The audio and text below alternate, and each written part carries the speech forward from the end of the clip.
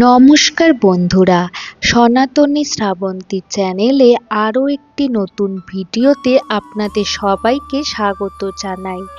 আজকের পর্বে আমরা জানব কেন সমস্ত দেবদেবীর পূজার আগে গণেশ পূজা করা হয় এবং গণেশজিকে কে সৃষ্টি করেছিলেন।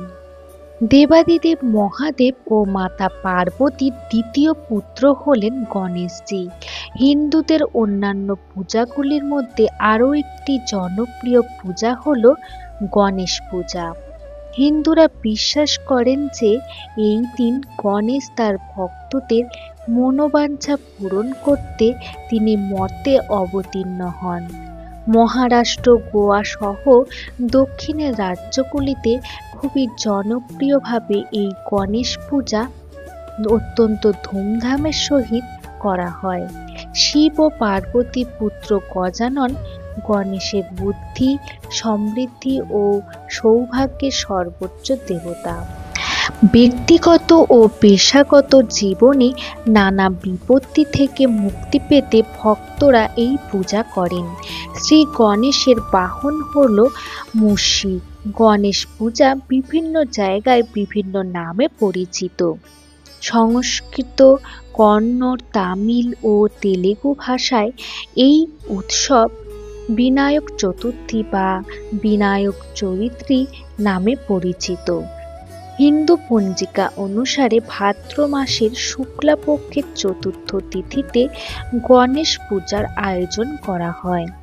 10 দিন ব্যাপী এই উৎসব পালন করা হয়ে থাকে। কথিত আছে যে কোনো শুভ কাজের শুরু শ্রী গণেশের নাম দিয়ে করলে তা সফল হয়।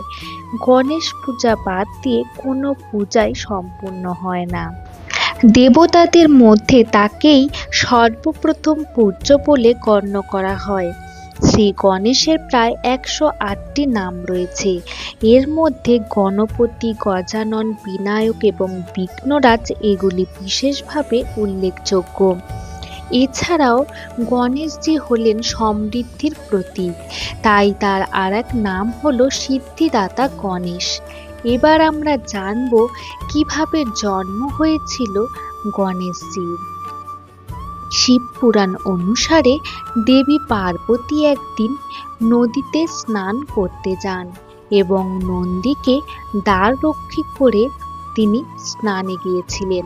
সেই সময় শিব নন্দীকে তিরস্কার করেন এবং তিনি স্নানাগারে প্রবেশ করেন।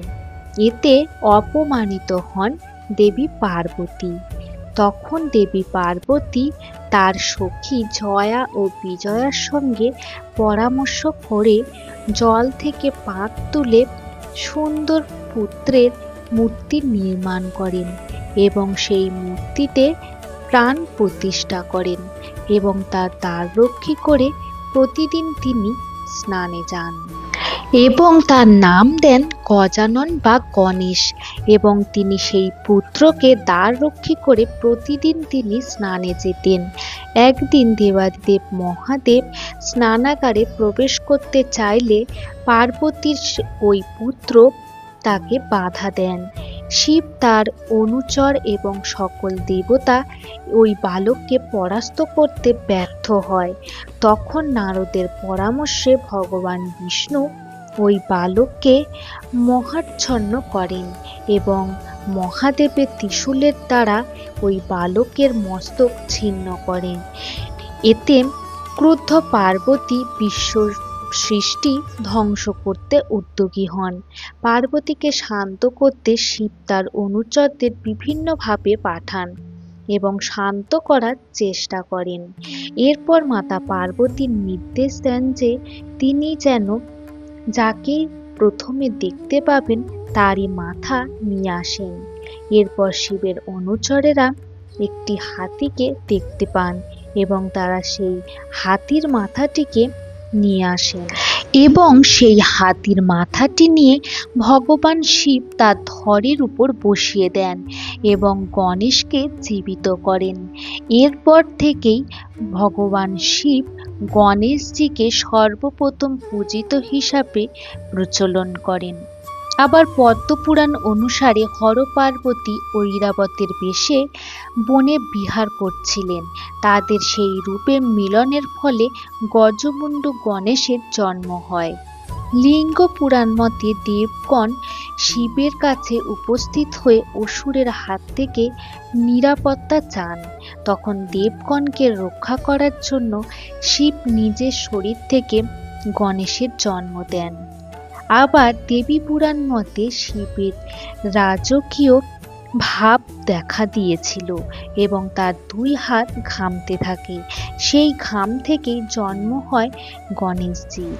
এবং বামন পুরাণ মতে মাতা পার্বতী স্নানের সময় তার নিজের গায়ের ময়লা দিয়ে চতুর্ভুজ গণেশের সৃষ্টি করেন এবং মহাদেব তাকে পুত্র রূপে গ্রহণ করে। এছাড়াও মৎস্য পুরাণ, বরাহ পুরাণ, ব্রহ্মবৈবর্ত পুরাণ, স্কন্দ পুরাণ মতে গণেশের জন্মের এবং তার গজমূর্তি প্রাপ্তির আধা কাহিনী রয়েছে। ইতিহাসবিদ্যা মতে বৈদিক ও প্রাক বৈদিক মতে গণেশের উল্লেখ পাওয়া গিয়েছে। তবে পৃথক দেবতা হিসাবে গণেশের উদ্ভব হয়েছিল গুপ্ত যুগে। নবম শতাব্দীতে 5 প্রধান দেবতার মধ্যে গণেশ অন্যতম দেবতা হিসাবে গণ্য হয়। সেই সময় গণেশজিকে সর্বোচ্চ দেবতার স্বীকৃতি দিয়ে তাকেই প্রথম পূজিতা হিসাবে প্রচলন করেন। এই বছর 2025-এ গণেশ চতুর্থী পড়েছে 27শে আগস্ট বুধবার। আপনারা সবাই গণেশ চতুর্থী পালন করবেন। আজকের মতন এই ভিডিওটি এই পর্যন্তই রাখলাম। পরবর্তী ভিডিওতে আরো নতুন কিছু আনবো। আজকের মতন এই ভিডিওটি এই পর্যন্তই। আজকের ভিডিওটি ভালো লাগলে অবশ্যই কমেন্ট করে জানাতে ভুলবেন না এবং চ্যানেলটিকে সাবস্ক্রাইব করতে ভুলবেন না।